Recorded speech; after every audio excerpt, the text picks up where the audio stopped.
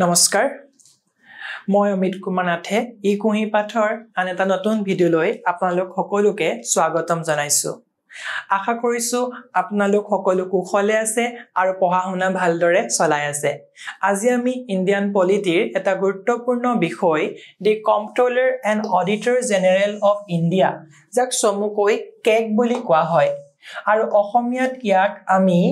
দি ভাৰতৰ নিয়ন্ত্ৰক আৰু মহালেখা বুলি কোৱাও গতিকে ইয়াৰ বিষয়ে আমি আজি এই ভিডিওটোত পুংখানুপুংখভাৱে আলোচনা কৰিম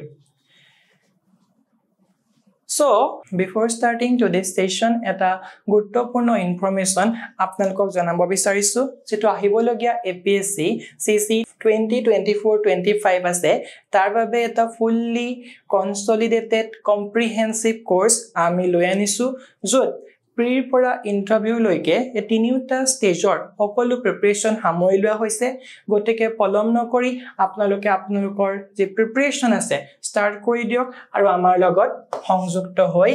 আপোনালোকৰ যি ড্ৰিম আছে যি সপোন আছে তাক বাস্তৱলৈ পৰিণত কৰিবলৈ এখোজ আগবাঢ়ক গতিকে পলম নকৰি আজি আমাৰ যি ডিসকাশন হেয়ালৈ আগবাঢ়িছো So, প্ৰথমে আমি APSC সিলেবাসত এই টপিকটো বিষয়ে কি কৈছে গতিকে আমি সিলেবাসখন ভালদৰে অধ্যয়ন কৰিলেহে আমি কি বস্তু সমূহ পঢ়িব লাগে আৰু কি পঢ়িব নালাগে হেয়া গম পাও গতিকে চাও আহক APSC আমাক যিখন সিলেবাস দিছে GS2 মেইনছৰ ইউনিট নাম্বাৰ 8 ত কৈছে তেওঁলোকে স্পেসিফিক্যালি মেনশন কৰিছে the appointment to various constitutional posts and their powers functions and responsibilities of various constitutional bodies গতিকে আমি আমাৰ সংবিধানত উল্লেখ কৰা সাংবিধানিক সংস্থা বা সাংবিধানিক পদসমূহৰ বিষয়ে আলোচনা কৰিব লাগিব তাৰে এটা অতি গুৰুত্বপূৰ্ণ সাংবিধানিক পোষ্ট হৈছে কেক বা কম্পট্ৰলাৰ and auditor general of India তাৰ বিষয়ে আজি আমাৰ এই ভিডিওটোত আলোচনা কৰিম আপোনালোকে কেগৰ বাহিৰো আৰু যিসমূহ কনস্টিটিউশনাল পোষ্ট আছে বা যিসমূহ কনস্টিটিউশনাল বডিজ আছে এই সকলো বিষয়ে পুংখানুপুংখভাৱে আলোচনা কৰিব লাগিব পঢ়িব লাগিব আমাৰ সিলেবাসত স্পেসিফিক্যালি মেনশন কৰা নাই যে কোনসমূহ পোষ্ট বা কোনসমূহ কনস্টিটিউশনাল বডিজ আমি পঢ়িব লাগিব জাস্ট তেওঁলোকে কৈছে যে এটা rough idea appointment to various constitutional post powers responsibilities and functions of various constitutional bodies so প্ৰথমে আমি চাও হক who is the cake বা কেক মানেনো কি ভাৰতীয় নিয়ন্ত্ৰক আৰু মহালেখা মানেনো কি so cake is an independent authority under constitution of india ভাৰতীয় সংবিধানে প্ৰদান কৰা এটা স্বতন্ত্ৰ কৰ্তৃপক্ষই হৈছে কেক বা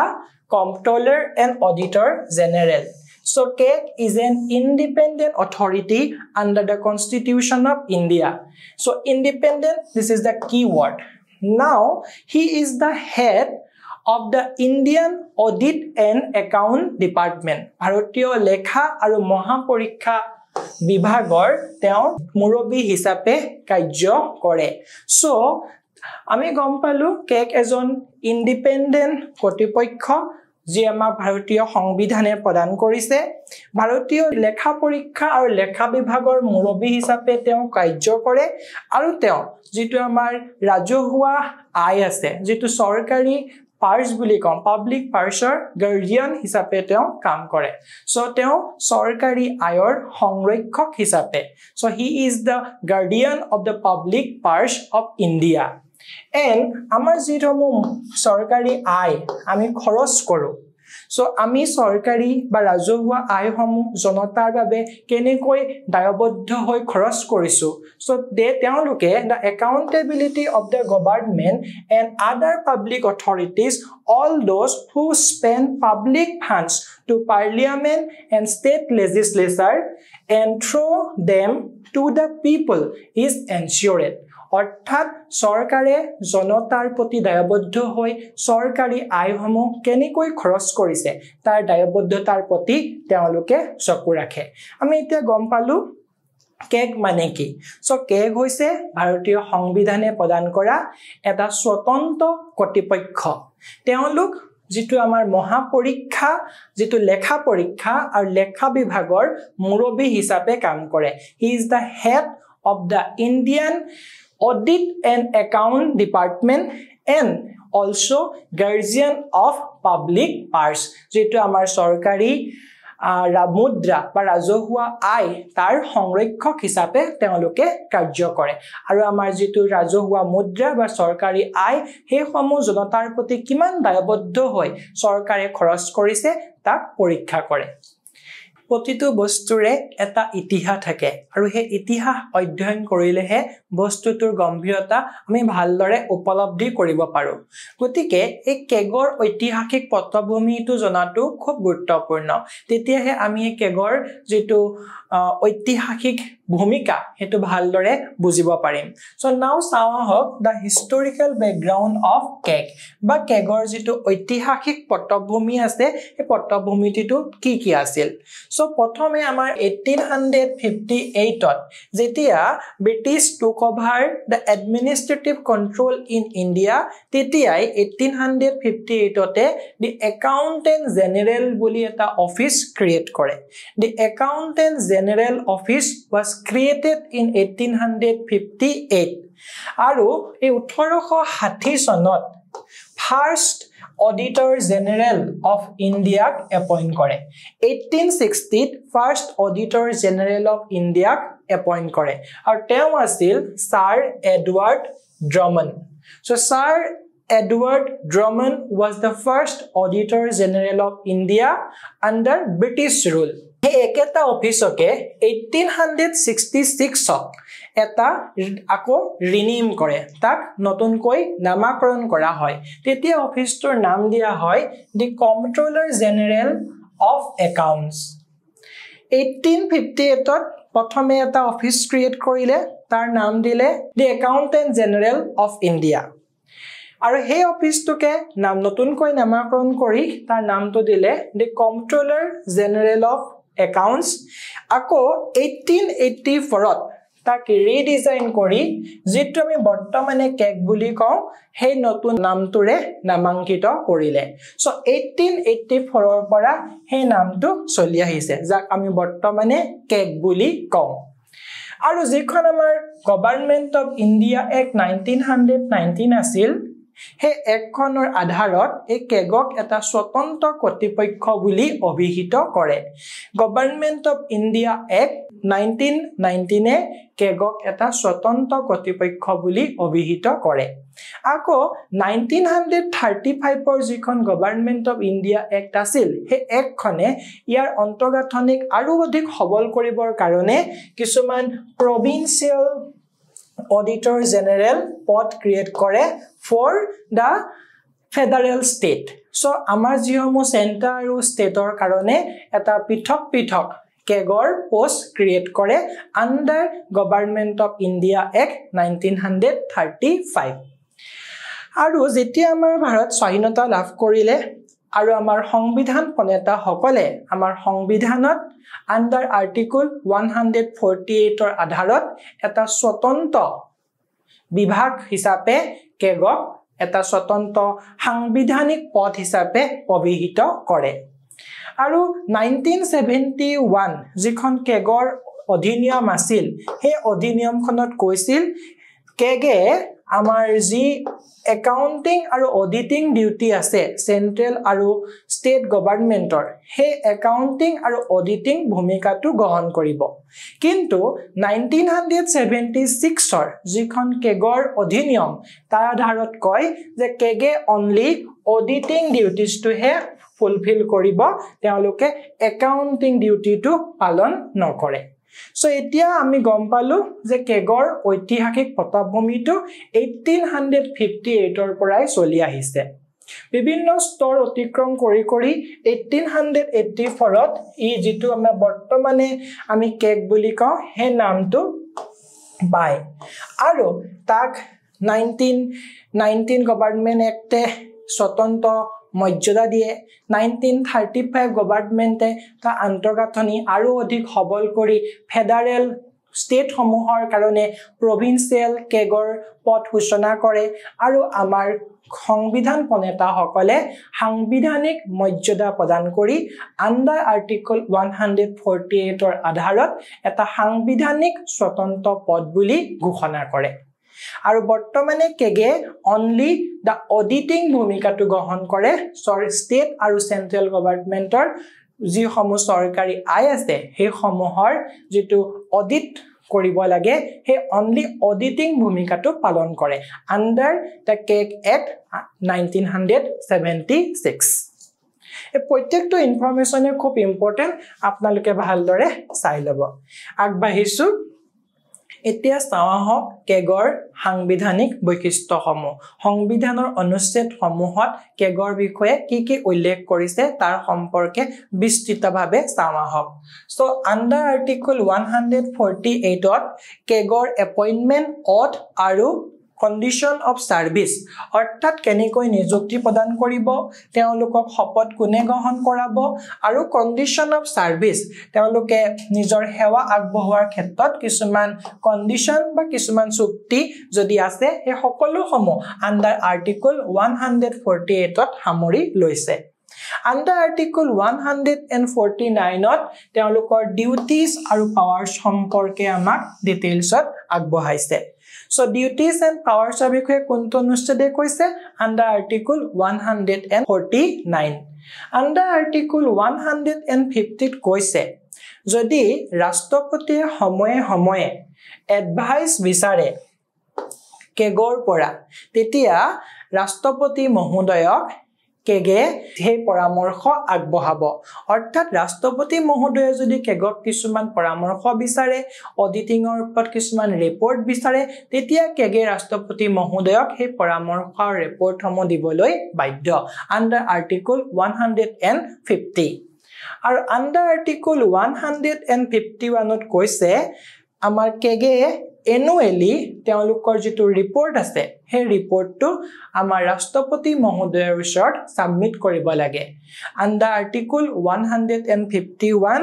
তেওঁলোকে কেগে তেওঁলোকৰ যেটো ৰিপৰ্ট আছে relating to the accounts of the union shall be submitted to the president আৰু হেখত article 279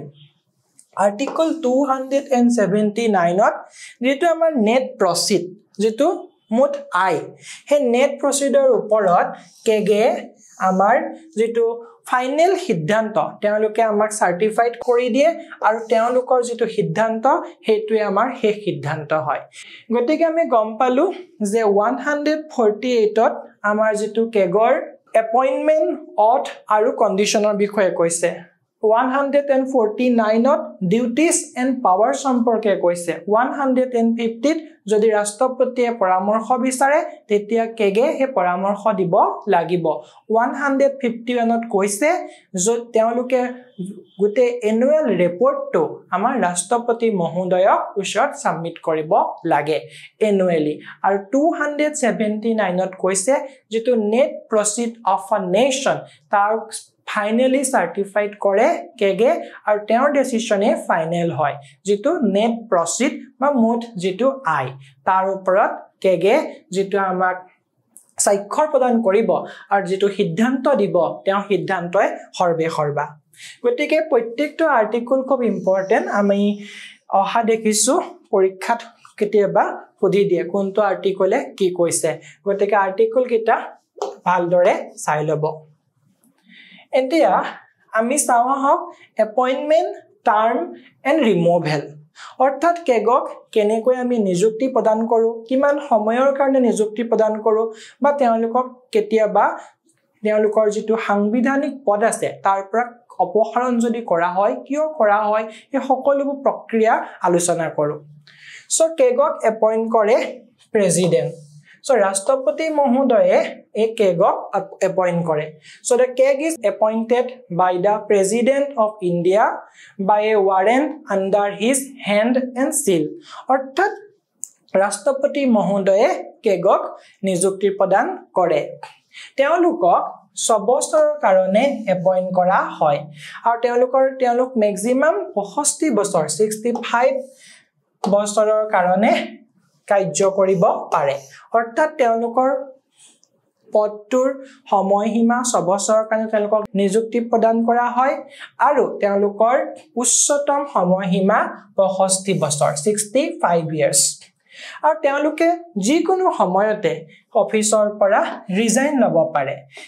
They can resign anytime from his office by addressing the resignation letter to the president. A resignation letter kon kaak dibo lagibo he সম্পৰ্কেও question উঠিব পাৰে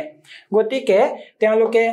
আমাৰ ৰাষ্ট্ৰপতি মহোদয়ৰ ওচৰত resignation পত্ৰখন প্ৰদান কৰি যিকোনো সময়তে তেওঁলোকৰ পদটোৰ পৰা ৰিজাইন ল'বও পাৰে আৰু তেওঁলোকক আমাৰ হে সাংবিধানিক পদটোৰ পৰা অপসাৰণ কৰিবও পাৰে কিন্তু ইয়াৰ কাৰণে এটা সাংবিধানিক প্ৰক্ৰিয়া আছে যিদৰে আমাৰ সুপ্ৰিম কোৰ্টৰ আমাৰ উচ্চতম ন্যায়ালয়ৰ ন্যায়াধীশসকলক অপসাৰণ কৰা হয় ঠিক একে প্ৰক্ৰিয়াৰে এই কেগক আমি তেওঁলোকৰ পদটোৰ পৰা অপসাৰিত কৰিব পাৰো অৰ্থাৎ তেওঁলোকক অপসাৰণ কৰিবৰ কাৰণে আমি যেটো আমাৰ দুইখন হাউস আছে both the houses of parliament with special majority লাগিব দুখন আমাৰ সদনৰ স্পেশাল মেজৰিটিৰ আধাৰত তেওঁলোকৰ যেটো ground আছে basically দুটা ground আছে এটা misbehavior আৰু এটা incapacity misbehavior আৰু incapacity ওপৰত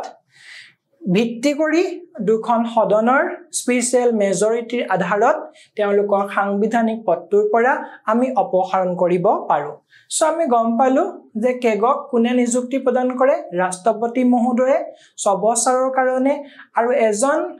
কেগ বা এজন মুখ্য মহানিয়ন্ত্ৰক আৰু মুখ্য লেখাক আমি 65 বছৰ বয়সলৈকে তেওঁ কাৰ্য কৰিব পাৰে আৰু তেওঁ যিকোনো সময়তে নিজৰ অফিচৰ পৰা ৰিজাইন ল'ব পাৰে কিন্তু তেওঁ ৰেজিগনেশ্যন পেপাৰখন কাক দিব লাগিব ৰাষ্ট্ৰপতি মহোদয়ক আৰু তেওঁক আমি যিকোনো সময়তে অপসাৰণ কৰিবও পাৰো কিন্তু তাৰ কাৰণে এটা সংবিধানে নিৰ্দিষ্ট প্ৰক্ৰিয়া আমাক জনাইছে আৰু সেই প্ৰক্ৰিয়াটোৰ আধাৰত যদি তেওঁলোকে মিসবিহেভিয়াৰ কৰিছে যদি তেওঁলোকে ইনকেপাসিটি তেওঁলোকৰ কেপাসিটিৰ বাহিৰত গৈ কাম কৰিছে সেই দুটাৰ ওপৰত ভিত্তি কৰি দুখন সদনৰ স্পেশাল মেজৰিটিৰ আধাৰত আমি তেওঁলোকক নিজৰ সাংবিধানিক পদৰ পৰা অপসাৰণ কৰিব পাৰো এতিয়া চাওক কেগৰ যেটো স্বতন্ত্ৰতা আছে সংবিধানে কেগৰ স্বতন্ত্ৰতা ৰক্ষাৰ ক্ষেত্ৰত কি কৈছে সো কেগৰ যেটো স্বতন্ত্ৰতা আছে এই স্বতন্ত্ৰতা ৰক্ষাৰ ক্ষেত্ৰত আমাৰ সংবিধানত কৈছে যে তেওঁলোক এবাৰ ৰিটায়াৰমেন্ট হোৱাৰ পাছত তেওঁলোকৰ যেটো সাংবিধানিক পদ আছে সেই পদটোৰ পৰা অৱসৰ গ্ৰহণ কৰাৰ পাছত তেওঁলোকে কোনো ধৰণৰ কেন্দ্ৰীয় বা ৰাজ্যিক চৰকাৰৰ কোনো ধৰণৰ পদতে আকৌ নতুনকৈ নিযুক্তি লাভ কৰিব নোৱাৰে অৰ্থাৎ তেওঁলোকে অৱসৰ গ্ৰহণৰ পাছত আকৌ নতুন নিযুক্তি লাভ কৰিব নোৱাৰে আন্ডাৰ ষ্টেট অৰ সেন্ট্ৰেল গভৰ্ণমেন্ট আৰু দ্বিতীয়তে কৈছে তেওঁলোকে ৰাষ্ট্ৰপতিৰ আনন্দ বা ৰাষ্ট্ৰপতিৰ পছন্দ অনুসৰি তেওঁলোকৰ সময়সীমা তেওঁলোকৰ কৰ্মৰ সময়সীমা নিৰ্ধাৰণ কৰা নহয় অৰ্থাৎ তেওঁলোকৰ office the office of Keg does not hold his office till the pleasure of president অৰ্থাৎ ৰাষ্ট্ৰপতিৰ পছন্দ অনুসৰি তেওঁ নিজৰ পদৰ পৰা অপসাৰণ কৰিব নোৱাৰে বা আৰু প্ৰমোশনো দিব নোৱাৰে অৰ্থাৎ ৰাষ্ট্ৰপতিৰ পছন্দ অনুসৰি তেওঁৰ পদটোৰ সময়সীমা বা পদোন্নতি ইত্যাদি সমূহ কৰা নহয় তেওঁলোকক আমি এটা নিৰ্দিষ্ট প্ৰক্ৰিয়াৰ আধাৰতহে নিযুক্তি প্ৰদান কৰো দ্বিতীয়টো কৈছে তেওঁলোকৰ যিসমূহ স্যালাৰি বা আদাৰ সাৰ্ভিস যিসমূহ আছে সেই সকলো সমূহক আমাৰ পাৰ্লিয়ামেন্টত নিৰ্ধাৰণ কৰা হয় আৰু তেওঁলোকৰ যেটো স্যালাৰি আছে হেতু আমাৰ সুপ্ৰিম কোৰ্টৰ যিসমূহ ন্যায়াধীশ আছে তেওঁলোকৰ ন্যায়াধীশৰ লগত সমান হয় আৰু হেখত তেওঁলোকৰ যেটো খৰচ হৈছে স্যালাৰি বা আদাৰ যিসমূহ খৰচ হৈছে হে খৰচসমূহ আমি কনসলিডেটেড ফান্ড অফ ইন্ডিয়াৰ পৰা খৰচ কৰো অৰ্থাৎ তেওঁলোকৰ স্বতন্ত্ৰতা ৰক্ষাৰ ক্ষেত্ৰত ভাৰতীয় সংবিধানে এই এটা দুটা তিনটা চাৰিটা এই চাৰিটা বৈশিষ্ট্য বিশেষকৈ উল্লেখ কৰিছে প্ৰথমটোত কৈছে তেওঁলোকে অৱসৰ গ্ৰহণ কৰাৰ পাছত নতুনকৈ নিযুক্তি লাভ কৰিব নোৱাৰে দ্বিতীয়টোত কৈছে তেওঁলোকে যেটো তেওঁলোকৰ সময়সীমা সেই সময়সীমাটো ৰাষ্ট্ৰপতিৰ পছন্দ অনুসৰি হাল হলনি নহয় আৰু তৃতীয়তে কৈছে তেওঁলোকৰ যেটো স্যালাৰি আছে সেই স্যালাৰিটো আমাৰ পাৰ্লিয়ামেন্টে নিৰ্ধাৰণ কৰে আৰু হেতু আমাৰ সুপ্ৰিম কোৰ্টৰ ন্যায়াধীশৰ লগত সমান হয় আৰু তেওঁলোকৰ যিসমূহ স্যালাৰি বা অন্যান্য ব্যয় আছে সেই ব্যয়সমূহ কনসলিডেটেড ফান্ড অফ ইণ্ডিয়াৰ পৰা খৰচ কৰা হয় এতিয়া the function and duties of the CAG so CAG কি সমূহ কাৰ্য কৰে বা CAGৰ ডিউটি তেওঁলোকৰ ভূমিকা সমূহ কি কি হে সম্পৰ্কে চাওয়া হওক আমি ইতিমধ্যে গম পালো যে আন্ডাৰ 1976 CAG অধিনিয়ম মতে তেওঁলোকে কেৱল অডিটিং কাৰ্যটো পালন কৰে তেওঁলোকে একাউন্টিং কামটো নকৰে so CAG audits the accounts related all expenditure from consolidated fund of India আৰু লগতে ৰাজ্যিক চৰকাৰ সমূহৰো consolidated fund of India যি সমূহ খৰচপাতি হয় সেই সকলো খৰচপাতিৰ অডিটিং কামটো কৰে সো প্ৰথমে গম পালো তেওঁলোকে consolidated fund of India সকলো এক্সপেন্ডিচাৰ অডিট কৰে ফাৰ্স্ট ফাংচন Second function, তেওঁলোকে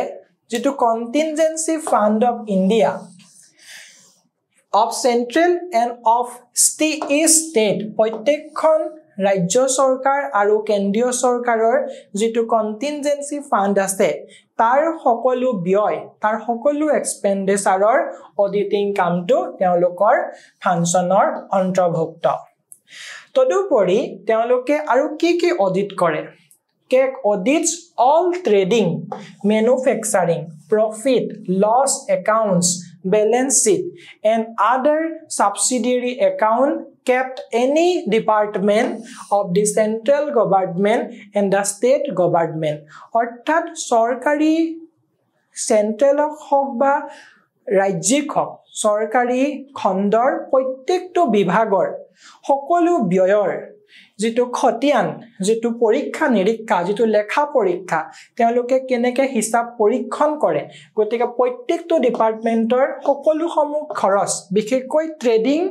ম্যানুফ্যাকচাৰিং প্ৰফিট লস আৰু ব্যালেন্স শীটৰ যেটো হিসাব পৰীক্ষণ তেওঁলোকে কৰে আৰু কেগে সকলো ৰিসিট and এক্সপেন্ডিচাৰ of all bodies and authorities under the government সকলো বিভাগৰ যেটো আয় আৰু ব্যয়ৰ হিসাব পৰীক্ষাও তেওঁলোকে কৰে এখন অধিনিয়ম এখন স্কিমৰ ধাৰত এখন কিমা তেওঁলোকে কেনেকে ফলপ্ৰসূভাৱে কামটো সম্পন্ন কৰিছে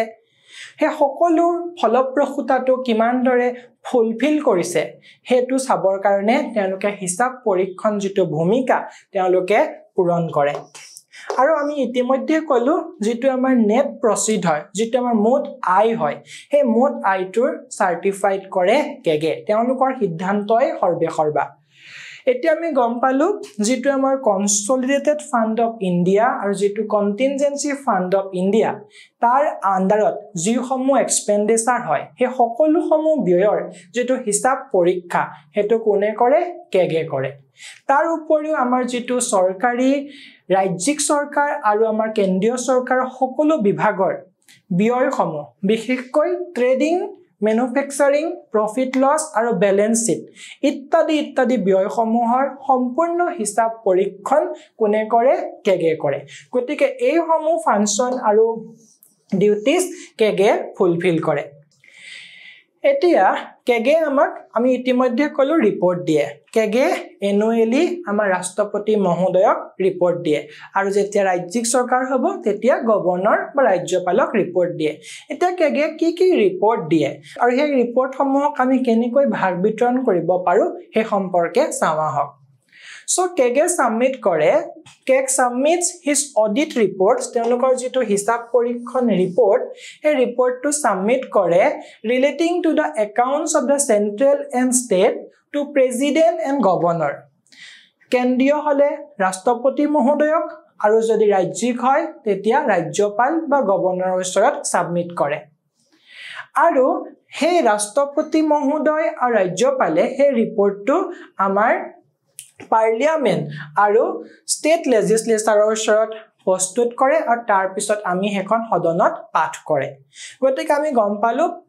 কেগে প্ৰথমে ৰাষ্ট্ৰপতি মহোদয়ক হে তেওঁলোকৰ ৰিপৰ্টটো সাবমিট কৰে ৰাষ্ট্ৰপতি মহোদয় হেখন আমাৰ হাউসত প্ৰেজেন্ট কৰে ঠিক একেদৰে কেগে ৰাজ্যপালৰ ওচৰত তেওঁলোকৰ যেটো ৰিপৰ্ট আছে হেতু তেওঁলোকে সাবমিট কৰে আৰু ৰাজ্যপালে আমাৰ হাউসত প্ৰেজেন্ট কৰে এতিয়া তেওঁলোকে কি ৰিপৰ্ট দিয়ে হে ৰিপৰ্ট সমূহক আমি মূলতঃ তিনিটা অডিট ৰিপৰ্টত সামৰিব পাৰো প্ৰেসিডেন্টৰ ওচৰত এজন কেগে মূলতঃ তিনিটা ৰিপৰ্ট দিয়ে so audit report on appropriation account on finance account and on public undertakings so kegor report tinta ki appropriation account finance account and public accounts orthat teoloke muloto jitu amar rajohua মুদ আই বা যেটো সরকারি আই হে সরকারি আইটোৰ যেটো বিনিয়োগ বা এপ্ৰোপ্ৰিয়েশন account যেটো ফাইনান্স একাউন্ট সকলো বিত্তীয় লেনদেন আৰু একেবাৰে হেকত পাব্লিক আন্ডাৰটেকিংস অৰ্থাৎ জনতাৰ কাৰণে যিসমূহ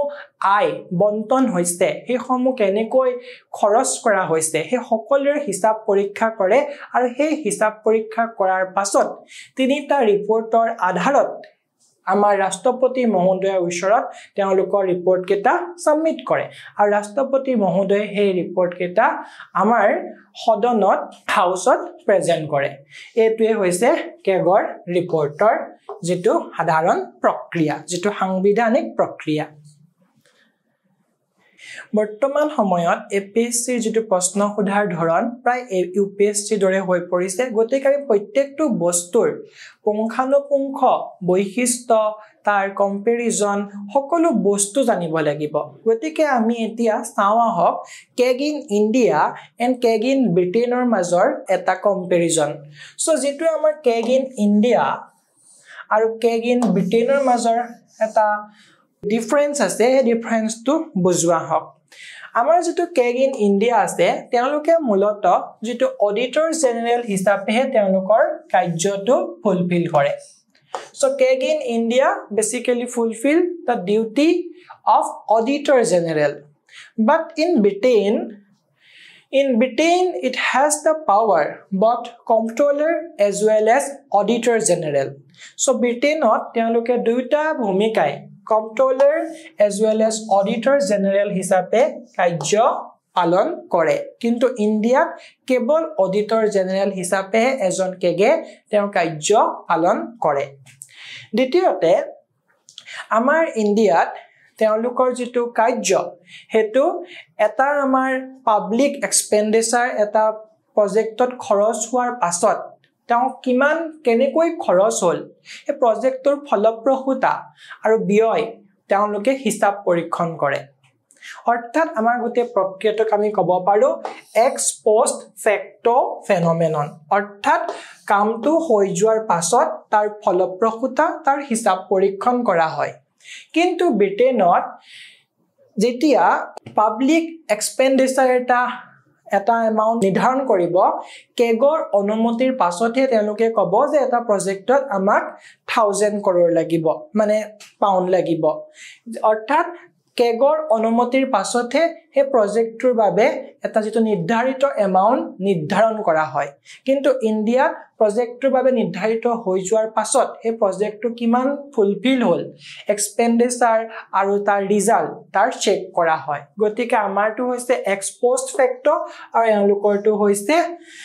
আগত অৰ্থাৎ তেওঁলোকে আগতীয়াকৈ নিৰ্ধাৰণ কৰি পেলাই তাৰ ফলপ্ৰসূতা চেক কৰে আৰু হেখত আমাৰ কেগটো যেটো কেগৰ মেম্বাৰ হকল বা কেগজন আমাৰ যেটো আমাৰ পাৰ্লিয়ামেন্ট আছে পাৰ্লিয়ামেন্টৰ মেম্বাৰৰ অন্তৰ্ভুক্ত নহয় কিন্তু যেটো ব্ৰিটিছ বা ব্ৰিটেনৰ যেটো কেগ আছে তেওঁলোকৰ কেগ হকল কেগৰ মেম্বাৰ বা কেগজন member of parliament so member of the house of common so আমি প্ৰথমে গম পালো যে ইণ্ডিয়াৰ যেটো কেগ আছে তেওঁলোকে কেৱল অডিটৰ হিচাপে ভূমিকা পালন কৰে আৰু যেটো ব্ৰিটেনৰ কেগ আছে তেওঁলোকে বট controller as well as auditor হিচাপে তেওঁলোকৰ কাৰ্য বা ফাংচন বা ডিউটি ফুলফিল কৰে দ্বিতীয়তে যেটো ইণ্ডিয়াত কেগ আছে তেওঁলোকৰ যেটো কাৰ্য প্ৰণালী হেতুক আমি এক্স পোষ্ট ফেক্টৰ বুলি ক'ব পাৰো অৰ্থাৎ এটা প্ৰজেক্টৰ কাম হৈ যোৱাৰ পাছত এই প্ৰজেক্টৰ বাবে কিমান ব্যয় কৰা হল তাৰ ফলপ্ৰসূতা চেক কৰা হয় কিন্তু ব্ৰিটেনত প্ৰজেক্টটো আৰম্ভ হোৱাৰ আগতে তাত কিমান এমাউন্ট এসাইন কৰা হ'ব তাত কিমান আয় নিৰ্ধাৰণ কৰা হ'ব কেগৰ অনুমতিৰ পাছতে নিৰ্ধাৰণ কৰে আৰু ইণ্ডিয়াত keg is not a member of parliament but in Britain keg is a member of house of common এতিয়া এই কেগৰ যি ভূমিকা যি ফাংচন বা যি তেওঁলোকৰ ডিউটি আছে সেই ডিউটি সমূহ পালনত কিছুমান চ্যালেঞ্জ বা কিছুমান আমাৰ ইস্যুজ আমি দেখিবলৈ পাইছো সেই ইস্যুজ বা চ্যালেঞ্জ সমূহ কি সেই সম্পৰ্কে চাওঁ আহক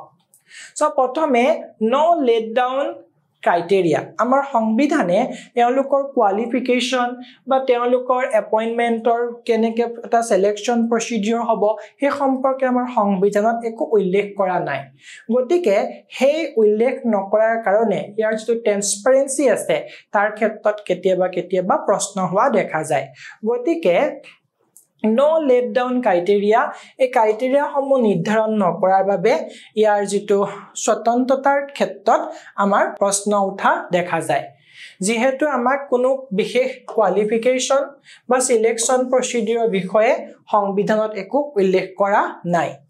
আমি সংবিধানৰ প্ৰত্যেকটো অনুচ্ছেদ আলোচনা কৰিছো তাৰ কতোতে আমাক কোৱা নাই যে এজন কেগ হ'বলৈ তেওঁ বিশেষ কোৱালিফিকেশন লাগিব বা তেওঁলোকৰ সিলেকশন প্ৰসিডিউৰটো কেনেকুৱা হ'ব সংবিধানে একো উল্লেখ কৰা নাই দ্বিতীয়তে এপইন্টমেন্ট ইস্যু অৰ্থাৎ নিযুক্তি প্ৰক্ৰিয়াৰ ক্ষেত্ৰতো আমাৰ প্ৰশ্ন হোৱা দেখা যায় এজন কেগক কেনেকৈ নিযুক্তি প্ৰদান কৰা হয় বৰ্তমান সময়ত আমাৰ যিজন কেবিনেট সেক্ৰেটাৰী আছে কেবিনেট সেক্ৰেটাৰীয়ে এখন লিষ্ট প্ৰস্তুত কৰে কেবিনেট সেক্ৰেটাৰীয়ে prepare a short list of for the finance minister আৰু সেই শৰ্ট লিষ্টখন আমাৰ যিজন প্ৰধানমন্ত্ৰী আছে প্ৰাইম মিনিষ্টাৰ আছে তেওঁলৈ প্ৰেৰণ কৰে আৰু প্ৰধানমন্ত্ৰীয়ে তাৰে ভিতৰত এটা এজনক নাম সিলেক্ট কৰি আমাৰ ৰাষ্ট্ৰপতি মহোদয়লৈ প্ৰেৰণ কৰে আৰু ৰাষ্ট্ৰপতি মহোদয় যদি ভাবে তেওঁক নিযুক্তি কৰিব লাগে আৰু তেওঁকে আমাৰ পৰৱৰ্তী কেগ হিচাপে নিযুক্তি প্ৰদান কৰা হয় গতিকে বৰ্তমান যেটো প্ৰসেস এনেদৰে চলি আছে গতিকে প্ৰসেসটোৰ ক্ষেত্ৰত আমাৰ কেতিয়াবা কনফ্লিক্ট অফ ইন্টাৰেষ্টৰ যেটো কোৱেশ্চন হোৱা দেখা যায় গতিকে আমি ক'ব পাৰো যে এপইন্টমেন্টৰ ক্ষেত্ৰত যেটো ইস্যু আছে হেতুৱে ইয়াৰ স্বতন্ত্ৰতাৰ ক্ষেত্ৰত বাৰে প্ৰশ্নবোধক চিহ্ন দিছে গতিকে আমি ইয়াৰ যেটো কনফ্লিক্ট অফ ইন্টাৰেষ্ট এই সকলো সমূহ ইস্যুজ দূৰ কৰিবৰ বাবে চেষ্টা কৰা উচিত এতিয়া চাওঁ হওক the dilution of accountability অৰ্থাৎ যেটো আমাৰ দায়বদ্ধতা আছে এই দায়বদ্ধতাৰ ক্ষেত্ৰত এটা স্খলন হোৱা দেখা গৈছে বুলি প্ৰশ্ন বা ইস্যু হোৱা দেখা যায় যেহেতু আমি গম পালো কেগৰ যেটো সিলেকশন প্ৰক্ৰিয়া আছে হেতু সম্পূৰ্ণৰূপে শাসকীয় দলৰ পক্ষৰ হাতত থাকে অৰ্থাৎ আমাৰ প্ৰধানমন্ত্ৰীয়ে এটা নাম ৰাষ্ট্ৰপতি মহোদয়লৈ প্ৰেৰণ কৰে আৰু সেই অনুসৰি ৰাষ্ট্ৰপতি মহোদয়ে এজন কেগক নিযুক্তি প্ৰদান কৰে গতিকে যেহেতু আমাৰ সৰকাৰি যেটো ব্যয় হয় হে ব্যয়ৰ ক্ষেত্ৰত যেটো সঠিক হিচাপ পৰীক্ষণ কৰা হয় তাৰ ক্ষেত্ৰত আমাৰ প্ৰশ্নবোধক চিহ্ন দিয়া দেখা যায় যেহেতু কেগৰ যেটো আমাৰ সিলেকশন প্ৰক্ৰিয়া আছে হেতু সম্পূৰ্ণৰূপে শাসকীয় দলে বা শাসকীয় পক্ষই কৰে গতিকে যেটো জনসাধাৰণৰ প্ৰতি যেটো দায়বদ্ধতা আছে হে দায়বদ্ধতাৰ ক্ষেত্ৰত স্খলন হোৱা বা দায়বদ্ধতা কম হোৱাৰ প্ৰতি এটা ইস্যু হোৱা দেখা যায় আৰু শেষত ক'ব পাৰো delays and reduction in keg report আমাৰ যেটো কেগ ৰিপৰ্ট এনুৱেলি সাবমিট কৰিব লাগে সেই ক্ষেত্ৰত আমি বহুত পলম হোৱা দেখা গৈছে গতিকে এইকেইটা ইস্যুজ আৰু চ্যালেঞ্জ আমি দেখিবলৈ পাইছো প্ৰথমে গম পালো নো লেট ডাউন ক্ৰাইটেৰিয়া দ্বিতীয়তে এপইন্টমেন্ট ইস্যু আৰু শেষত dilution of accountability delays and reduction in CAG report গতিকে এই সমূহ চ্যালেঞ্জৰ কাৰণে বাৰে বাৰে আমাৰ প্ৰশ্নবোধক বা আমাৰ প্ৰশ্ন হোৱা দেখা যায় ইয়াৰ স্বতন্ত্ৰতাৰ ওপৰত গতিকে আমি কিছুমান ৰিফৰ্মছ লাগিব এতিয়া চাওঁ হক আমাক কেনেকুৱা ৰিফৰ্মছ লাগিব আমাক যেটো আমাৰ সিলেকশন প্ৰক্ৰিয়া আছে যেটো স্বতন্ত্ৰতা আপোনালোকৰ আছে সেই স্বতন্ত্ৰতাটোক আমি এনশ্যোৰ কৰিব লাগিব গতিকে যেটো কেগৰ স্বতন্ত্ৰতা আছে সেই স্বতন্ত্ৰতাটোক আমি আৰু অধিক সুদৃঢ় কৰিব লাগিব আৰু যেটো ইয়াৰ এপইন্টমেন্ট প্ৰক্ৰিয়াটোৰ ট্ৰান্সপাৰেন্সি বৃদ্ধি কৰিব লাগিব আৰু তেওঁলোকৰ যেটো ডিলে হয় ৰিপৰ্টৰ ক্ষেত্ৰত সেই ৰিপৰ্টৰ ডিলেটো আমি দূৰ কৰিব লাগিব কাৰ্বিং দা ডিলে গতিকে এইকেইটা প্ৰধান ৰিফৰ্ম বৰ্তমান সময়ত অতি প্ৰয়োজন হৈ পৰিছে প্ৰথমে যেহেতু আমাৰ সংবিধানে কৈছে যে কেগ এটা স্বতন্ত্ৰ সংস্থা বা এটা সাংবিধানিক স্বতন্ত্ৰ পদ গতিকে ইয়াৰ স্বতন্ত্ৰতাটো বজাই ৰাখিব লাগিব দ্বিতীয়তে ট্ৰান্সপাৰেন্সি ইন এপইন্টমেন্ট প্ৰক্ৰিয়াৰ যিসমূহ বিসংগতি আছে হে সকলো দূৰ কৰি ইয়াক আৰু অধিক ট্ৰান্সপাৰেন্ট কৰি তুলিব লাগিব আৰু শেষত যেটো আমাৰ ডিলে বৰ্তমান সময়ত আমি দেখি আছো কেক ৰিপৰ্টৰ ক্ষেত্ৰত হে ডিলে সমূহ দূৰ কৰিব লাগিব ইতিমধ্যে বহুতো মেজাৰ্স লৈছে গতিকে কিছুমান স্টেপস আমি চাওঁ হক so the steps improving the efficiency of CAG 2016 চনত এখন পলিসি লোৱা হৈছিল the big data management policy so big data management policy আধাৰত আমি কিছুমান Center for Data Management and Analytics in Delhi এটা সেন্টাৰ এস্টাবলিশ কৰিছিল গতিকে আমাৰ যেটো পাবলিক এক্সপেন্ডিচাৰৰ যেটো স্ক্ৰুটিনি যেটো হিসাব পৰীক্ষাৰ ক্ষেত্ৰত আমি এটা মানে আৰু একোজ দিবৰ কাৰণে 2016 চনতে চেষ্টা কৰিছিল ইয়াৰ এফিচিয়েন্সি আৰু অধিক বৃদ্ধি কৰিবৰ কাৰণে গতিকে এনেকুৱা ধৰণৰ ইনফৰমেশনবোৰ খুব ইম্পৰ্টেন্ট যেতিয়া আপোনালোকে এনেকুৱা ইনফৰমেশনবোৰ আপোনালোকৰ মেইনছত ভৰাব আপোনালোকৰ যেটো মাৰ্কস কেৰি কৰাৰ probability আৰু অধিক বাঢ়ি যাব গতিকে আমি গম পালো 2016 ত বিগ ডাটা ম্যানেজমেন্ট পলিসি ৰূপে এখন পলিসি লৈছিল আৰু সেই পলিসিখনৰ আধাৰত centre for data management and analytics in Delhi তাত এটা সেন্টাৰ এস্টাবলিশ কৰা হৈছিল ঠিক একেদৰে 2017 চনত যিখন কমনৱেলথ অডিটৰ্ছ জেনেৰেল কনফাৰেন্স Since 1951 ৰ পৰা চলি আহিছে হেখন আমাৰ ইন্ডিয়াই হোষ্ট কৰিছিল so keg of India hosted the Commonwealth Auditors General Conference so যেটো আমাৰ প্ৰযুক্তি আছে প্ৰযুক্তি আৰু আমাৰ যেটো ট্ৰান্সপাৰেন্সি আছে তাক আৰু অধিক সুদৃঢ় কৰিবলৈ আৰু অধিক তাৰ এফিচিয়েন্সি বৃদ্ধি কৰিবলৈ আমাৰ যেটো ইন্টাৰনেশনাল কৰ্পোৰেচন আছে হে সকলোৰে সহমিলিত এটা প্ৰচেষ্টাৰে 2017 চনত ভাৰতীয় কেগে যেটো কমনৱেলথ অডিটৰ্ছ আৰু জেনেৰেল কনফাৰেন্সখন হোষ্ট কৰিছিল গতিকে এনে ধৰণৰ কিছুমান ষ্টেপ ইতিমধ্যে লোৱা হৈছে আৰু এই ষ্টেপ সমূহে আমাৰ কেগৰ যেটো এফিচিয়েন্সি ট্ৰান্সপাৰেন্সি আৰু ইন্ডিপেন্ডেন্সি আৰু বহু পৰিমাণে বৃদ্ধি কৰিব বুলি আশা কৰিব পাৰো এই সমূহ দিয়াৰ উপৰিও আৰু কিছুমান কমিটি বা কিছুমান কমিশন বা কিছুমান বিশেষ ব্যক্তিয়ে কিছুমান ৰিফৰ্মছ আমাক ৰেকমেন্ডেশন মাজে দিয়ে সেই সমূহ যদি আপোনালোকে উল্লেখ কৰে তেতিয়া আপোনালোকৰ প্ৰশ্নটোৰ এনসাৰটো আৰু অধিক মানে মজবুত গধুৰ হৈ পৰে আৰু নম্বৰ কেৰি কৰাত সহায় কৰে গতিকে চাওঁ আহক আমাৰ যিজন ফৰ্মাৰ কেগ আছিল বিনোদ ৰায় তেওঁ কিছুমান আমাক ৰিফৰ্মছ সাজেশন দিছিল হে ৰিফৰ্মছ সমূহ কি দিছিল চাওঁ আহক তেওঁ কৈছিল bring all public private partnership Panchayati Raj institutions and government funded societies within the ambit of কেগৰ আণ্ডাৰত সকলো পাব্লিক প্ৰাইভেট পাৰ্টনাৰশ্বিপ আমাৰ যিসমূহ পঞ্চায়তী ৰাজ ইনষ্টিটিউচন আছে আৰু যিসমূহ গভৰ্ণমেণ্ট ফাণ্ডেড ছ'চাইটিজ আছে সেই সকলোকে কেগৰ অধীনত অনাটো কৈছিল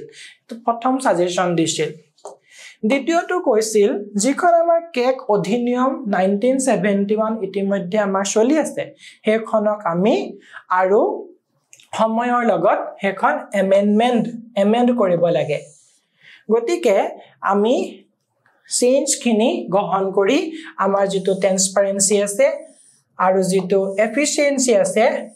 তাক বৃদ্ধি কৰিবৰ কাৰণে 71 এক্টখন এমেন্ড কৰিবৰ যেটো সাজেশন তেওঁ দিছিল আৰু দ্বিতীয়তে কৈছিল যেটো আমাৰ সিলেকশন প্ৰক্ৰিয়া যেটো আমাৰ ইস্যু আছে সেই সিলেকশন প্ৰক্ৰিয়াটো ইস্যুবোৰ দূৰ কৰি ইয়াক আৰু অধিক ট্ৰান্সপাৰেন্ট কৰিবৰ কাৰণে আমি যেটো সেন্ট্ৰাল ভিজিলেন্স কমিশন যেনেকৈ আমি এপইন্ট কৰো এটা কলেজিয়াম সিস্টেম হৈ পেলাই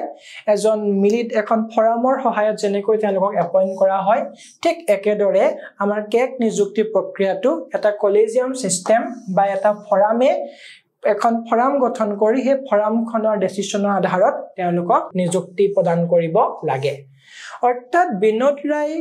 ফৰ্মাৰ কেগে দিয়া সাজেশন সমূহ আপোনালোকে ৰিফৰ্মছ মেজাৰত লিখিব পাৰিব এই প্ৰত্যেকসমূহ ইনফৰমেশন খুব ইম্পৰ্টেন্ট এইবিলাক বিশেষকৈ আপোনালোকৰ মেইনছৰ এনসাৰ ৰাইটিংত সহায় কৰিব এতিয়া চাওঁ কেতেমান কি information for prelims perspective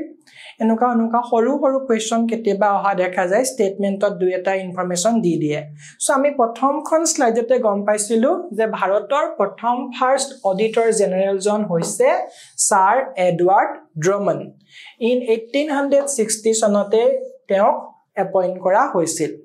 so Britishor homoyot under British rule the first auditor general was Sir Edward Drummond.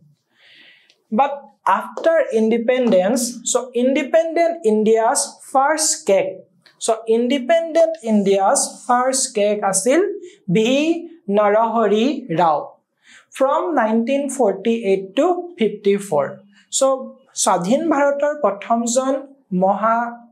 Niyontok Aru Mohalekha তেওঁ হৈছে B. Narahari Rao. আৰু আমাৰ বৰ্তমান যিজন কেক হৈছে তেওঁৰ নাম জনাটো খুব গুৰুত্বপূৰ্ণ তেওঁ হৈছে গিৰীশ চন্দ্ৰ মুৰ্মু গতিকে এনেকুৱা ধৰণৰ কি ইনফৰমেশন সমূহ আপোনালোকে গ্ৰহণ কৰি থাকিব লিখি যাব গতিকে আমি গম পালো যে প্ৰথমজন আছিল Sir Edward Drummond স্বাধীন ভাৰতৰ প্ৰথমজন কেক আছিল V নৰহৰি ৰাও আৰু বৰ্তমান কেক হৈছে Shri Girish Chandra Murmu. Hekhot ami eta positive notere ami protekto concept ba protekto topic eta positive noter hohayot hamoriboloi chesta koribo lage. Ami kou je kege amar jitu কেন্দ্ৰীয় সৰকাৰ ৰাজ্যিক সৰকাৰৰ যেটো scrutiny যেটো তেওঁলোকৰ ব্যয়ৰ যেটো হিসাব পৰীক্ষণৰ ক্ষেত্ৰত এটা গুৰুত্বপূৰ্ণ ভূমিকা গ্ৰহণ কৰে তেওঁলোকে যেটো একাউন্টেবল জনসাধাৰণৰ প্ৰতি যেটো একাউন্টেবল আমাৰ সৰকাৰৰ যেটো আস্থা হেতু প্ৰতিফলিত কৰে তেওঁলোকৰ ৰিপৰ্টৰ আধাৰত গতিকে এই যেটো পদ আছে সাংবিধানিক পদটোৰ গুৰুত্ব সংবিধানেও আমাক বৰ্ণনা কৰিছে আমাৰ সংবিধান প্ৰণেতা ডক্টৰ বি.আৰ. আম্বেদকাৰে এই ক্ষেত্ৰত কি কৈছিল তেওঁৰ মন্তব্য গুৰুত্বপূৰ্ণ আপোনালোকে যদি পাৰে এনেকুৱা ধৰণৰ কোটেশন সমূহ আপোনালোকৰ এনসাৰ ৰাইটিংত ইনক্লুড কৰিব তেওঁ কৈছিল I am of the opinion that this dignitary or officer is probably the most important officer in the Constitution of India. He is one man who is going to see that the expenses voted by Parliament are not exceeded or varied from what has been laid down by Parliament in the Appropriation Act. অর্থাৎ পার্লিয়ামেন্টে যেনে ধৰণে নিৰ্ধাৰণ কৰিছে তাতকৈ যে অধিক ব্যয় হোৱা নাই বা হেয়া যে চেঞ্জ হোৱা নাই তাৰ সকলো নিৰ্ধাৰণ কৰাৰ ক্ষমতা কাৰ আছে কেগৰ আছে গতিকে কেগৰ সাংবিধানিক যেটো গুৰুত্বপূৰ্ণ বা তেওঁলোকৰ পদটো যিটো গম্ভীৰতা অধিক বেছি এনেকুৱা ধৰণৰ কোটেশনৰ সহায়ত আপোনালোকৰ প্ৰশ্নটোৰ ওয়েটেজ আৰু বাঢ়ি যায় গতিকে নম্বৰ কেৰি কৰাত সহায় কৰে এনেকুৱা সকলো ধৰণৰ টিপস আমাৰ যিটো কম্প্ৰিহেনসিভ কোৰ্স আছে তাত আমি সামৰি লৈছো আপোনালোকে আমাৰ কোৰ্সটো জয়েন কৰিলে নিশ্চয় উপকৃত হ'ব এতিয়া হেখত আমি কেতেমান PYQ চাওয়া হক আমি এটাই PYQ অহা দেখিছো বৰ্তমান সময়লৈকে UPSC 2012 সনত স্টেটমেন্ট বেস তেওঁলোকে কেতেমান স্টেটমেন্ট দিছে তাৰ ধাৰত আপোনালোকে ইয়াৰ এনসাৰটো ক'ব লাগে সো কোৱেশ্চনটো হৈছে In India, other than ensuring that public funds are used efficiently and for their intended purpose, what is the importance of the office of the CAG? অর্থাৎ CAG office তোর importance তো সুধিছে এই ক্ষেত্ৰত আমি প্ৰত্যেকটো স্টেটমেন্ট ইতিমধ্যে আলোচনা কৰিছো আপোনালোকে স্টেটমেন্ট সমূহ ভালদৰে পঢ়িব তাৰ পিছত ইয়াৰ এনসাৰটো আগবাঢ়িছো এটা হৰু ইনফৰমেশন আপোনালোকক জনাইছো আমাৰ যেটো কেগৰ কোনো ধৰণৰ জুডিশিয়াল পাৱাৰ আমাৰ সংবিধান প্ৰণেতা সকলে দিয়া নাই গতিকে কেগৰ কোনো ধৰণৰ জুডিশিয়াল পাৱাৰ নাই তেওঁলোক কেৱল এটা কোৱাসি জুডিশিয়াল বডি হিচাপে বুলি অভিহিত কৰিব পাৰে But while dealing with audit and accounting of government companies, CAG does not have judicial power.